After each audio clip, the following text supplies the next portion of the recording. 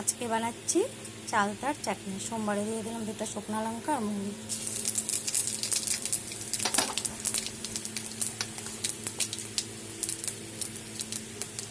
সোমবার আমার হয়ে গেছে। এখানে একটা চালতা আছে, ভাত দিয়ে নিয়েছি, এটা দিয়ে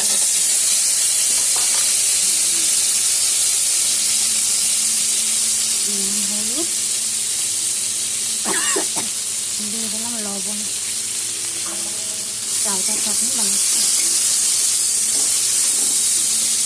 চালতাটা আমার কাটলানো হয়ে গেছে। এখন দিয়ে দেবো পরিমাণ মতো জল। জলটা ফুটে উঠলে তারপরে চালের গুঁড়া, তিল বাটা দিয়ে দেবো। ফুটে উঠেছে, এখন আমি দিয়ে দেবো চিনি। চিনিটা বেশি দেবো না, চালতাটা অত টক না, একটুকু দিলাম। তোমরা বানালে টক মিষ্টি বুঝে তারপরে মিষ্টিটা দেবো। আর দিয়ে দিলাম এখানে 1 চামচ চালের গুঁড়া গুলিয়ে নিয়েছি।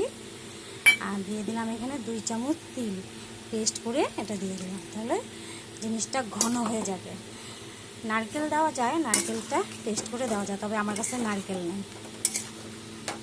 নেই, তাই তিল বেটে দিয়ে দিলাম। তোমরা থাকলে তিল দিয়ে নারকেল পেস্ট করে দিবে, খেতেও ভালো হবে।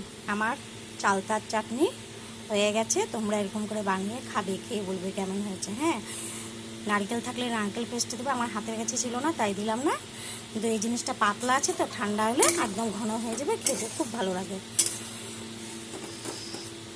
অসাধারণ একটা রেসিপি, খেতেও খুব ভালো হয়েছে। আর টক মিষ্টিটা বুঝে তোমরা চিনিটা দেবে। বেশি টক হলে চিনিটা বেশি দেবে, আর কম হলে কম দেবে। তো লাইক, কমেন্ট, শেয়ার করবে, আর সাবস্ক্রাইব করে পাশে থাকবে। Thank you.